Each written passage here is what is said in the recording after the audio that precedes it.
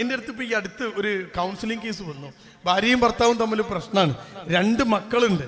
ഈ ഭാര്യയും ഭർത്താവും തമ്മിൽ പ്രശ്നമൊക്കെ ഉണ്ടാക്കി വന്ന് ഞാൻ 2 പേരോടും ഇങ്ങനെ സംസാരിച്ചപ്പോൾ ഈ നിങ്ങൾ ഓർക്കണം, അവർക്ക് ആ ആൺകുട്ടിക്ക് ചെറുക്കന് 10-35 വയസ്സ് പ്രായമുള്ളൂ. ആ പെണ്ണിന് 29 വയസ്സ് പ്രായമുള്ളൂ. 29 വയസ്സ് പ്രായമുള്ള ഒരു ചെറുപ്പക്കാരി പെണ്ണ്, 35 വയസ്സ് പ്രായമുള്ള ആധുനിക ലോകത്ത് ചെറുപ്പക്കാരനായി ജീവിക്കുന്ന ഒരു ചെറുക്കൻ. ഈ ചെറുക്കൻ വന്ന് ഭാര്യനും കൂട്ടി വന്ന് എന്നോട് ഇങ്ങനെ സംസാരിക്കുക. അപ്പൊ ഞാനിങ്ങനെ ഈ ആദ്യം നമ്മൾ പ്രോട്ടോകോൾ അനുസരിച്ച് ആദ്യം ആ ചെക്കനോട് സംസാരിച്ചു. ഞാൻ പറഞ്ഞു ആദ്യം നിങ്ങൾ ഭർത്താവിനെ അങ്ങോട്ട് വിട്ട്. അവൻ വന്നിരുന്നു, നല്ലൊരു ചെറുക്കൻ, അടിപൊളി ഒരു ചെറുക്കൻ, ആരോഗ്യ ദൃഢഗാത്രൻ. അവൻ വന്നിരുന്നു. ഞാൻ ചോദിച്ചു എന്താ പ്രശ്നം? പ്രശ്നമൊന്നുമില്ല സാറേ, പക്ഷേ ഇങ്ങനെ പോയാൽ ശരിയാവില്ല. ഞാൻ ചോദിച്ചു എങ്ങനെ? എൻ്റെ ഭാര്യ എന്നെ ബഹുമാനിക്കുന്നില്ല. ഈ ചങ്ങാതി പറയാണ്. ഞാൻ ചോദിച്ചു അതെന്താ ബഹുമാനിക്കാത്തത്? അത് ബഹുമാനിക്കുന്നില്ല, ആ ബഹുമാനിക്കാത്തതാണ് എൻ്റെ കുടുംബത്തിൻ്റെ പ്രശ്നം. ഞാൻ പറഞ്ഞു അതൊക്കെ ഞാൻ ശരിയാക്കി തരാം. ഞാൻ അയാളോട് ചോദിച്ചു എങ്ങനെയാണ് നിന്റെ ഭാര്യ നിന്നെ ബഹുമാനിക്കാത്തത്? ഉടനെ ആ ചെറുക്കൻ പറയാണ്, സാറേ ഞാൻ വരുമ്പോൾ അവൾ എഴുന്നേറ്റ് നിൽക്കുന്നില്ല. ഞാൻ അവനെങ്ങനെ നോക്കി, ഒന്നുകൂടി നോക്കി, എന്ത് വാട്ട്? ഞാൻ വരുമ്പോ അവൻ എഴുന്നേറ്റ് നിൽക്കുന്നില്ല, അവൾ എഴുന്നേറ്റ് നിൽക്കുന്നില്ല. അപ്പൊ ഞാൻ ചോദിച്ചു സ്വാഭാവികമായിട്ടും ഇങ്ങനെ ഭർത്താവ് ഇങ്ങനെ വരുമ്പോ ഒക്കെ ഭാര്യ ഇങ്ങനെ എഴുന്നേറ്റ് നിൽക്കണോ? വേണ്ടേ വേണ്ടേ എന്നോട് ചോദിക്കുക. ഞാൻ പറഞ്ഞു വേണോ?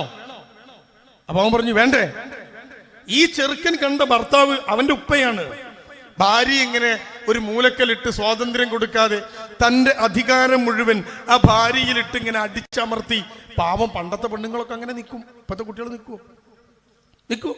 എന്നിട്ട് ഈ ചെറുക്കൻ കണ്ടു വളർന്നത് ഈ വാപ്പനെയാണ്. എന്നിട്ട് അവസാനം ഞാൻ കുറെ അവനോട് തർക്കിച്ചു. അപ്പൊ അവൻ എന്നോട് പറയാണ് എന്റെ വാപ്പയൊക്കെ വരുമ്പോ എന്റെ ഉമ്മ എണീറ്റിക്കാറുണ്ട്. കണ്ടോ അവൻ എവിടുന്ന് ആ കുടുംബം പഠിച്ചത്? ഫാമിലി കോൺഫറൻസ് എന്നാ. അവന്റെ കുടുംബത്തിന്റെ ഗുരുവാരാ?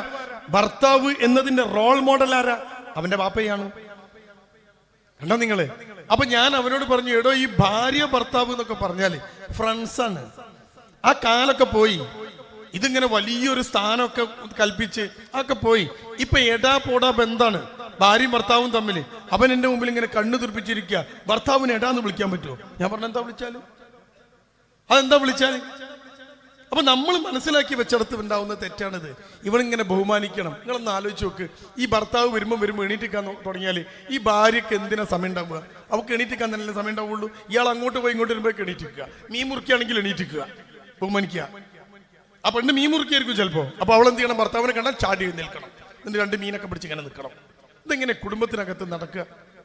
നിങ്ങൾ ഓർത്ത് നോക്ക്. നിങ്ങൾ ബെഡ്റൂമിലോ അവളിങ്ങനെ കിടക്കുകയാണ്, മൂപ്പര് കയറുകയാണെങ്കിൽ അവൾ എണീറ്റിക്കണം. പിന്നെ എപ്പോഴാ കിടക്കേണ്ടതെന്ന് എനിക്കറിയില്ല. അതിന് മൂപ്പര് പറയേണ്ടി വരും അല്ലേ? ശരി ബഹുമാനിച്ചല്ലോ, ഇരിക്കൂ. എങ്ങനെയാ കുടുംബം മുന്നോട്ട് പോവുക? സ്വാതന്ത്ര്യം എന്ന ഒരു പദം ഒരു കുടുംബത്തിനകത്തേക്ക് നിങ്ങൾ കൊണ്ടുവരണം. കുടുംബം ഒരു പെണ്ണിനെ കല്യാണം കഴിച്ച് കൊണ്ടുവന്നാൽ അവൾ അടിമയെപ്പോലെയാണ് എന്ന് കരുതുന്ന ഒരു കാലഘട്ടത്തിൽ നിങ്ങൾ ജീവിക്കരുത്. ഒരു വശത്ത് കുടുംബത്തെക്കുറിച്ച്, പ്രത്യേകിച്ച് മുസ്ലിം കുടുംബത്തെക്കുറിച്ച് പൊതുസമൂഹത്തിലെ കാഴ്ചപ്പാടിന്റെ പ്രശ്നം അതാണ് സിനിമയിൽ വരുന്നത്, അതാണ് അമ്മായിമ്മ പോരായിട്ട് വരുന്നത് അല്ലേ? ഇതിനൊക്കെ കാരണം ആരാ? അപ്പൊ നിങ്ങൾ ചിന്തിച്ചു നോക്ക്. ഇവിടെയാണ് ഞാൻ നിങ്ങളോട് പറഞ്ഞത് സ്വാതന്ത്ര്യം കൊടുക്കലാണ് സ്നേഹം എന്ന്. നിങ്ങളുടെ കാഴ്ചയും കാഴ്ചപ്പാടും ഒക്കെ മാറണം. സ്വാതന്ത്ര്യം കൊടുക്കലാണ് സ്നേഹം. സ്വാതന്ത്ര്യമില്ലാതെ നിങ്ങൾ എത്ര സ്നേഹിച്ചിട്ടും കാര്യമില്ല.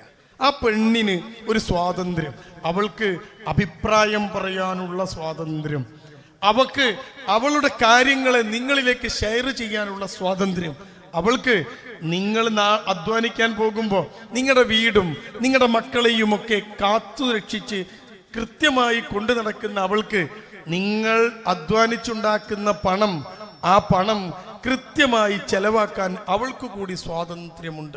സ്വാതന്ത്ര്യം ഞാൻ ഈ പറയുന്നത്.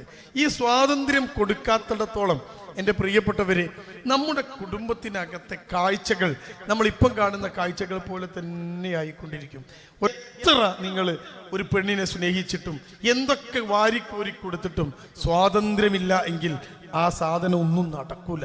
ബന്ധുര കാഞ്ചന കൂട്ടിലാണെങ്കിലും ബന്ധനം തന്നെ പാരിൽ എന്ന് നിങ്ങളൊക്കെ കേട്ടിരിക്കും. ബന്ധുര കാഞ്ചന കൂടി എന്ന് പറഞ്ഞാൽ എന്താ?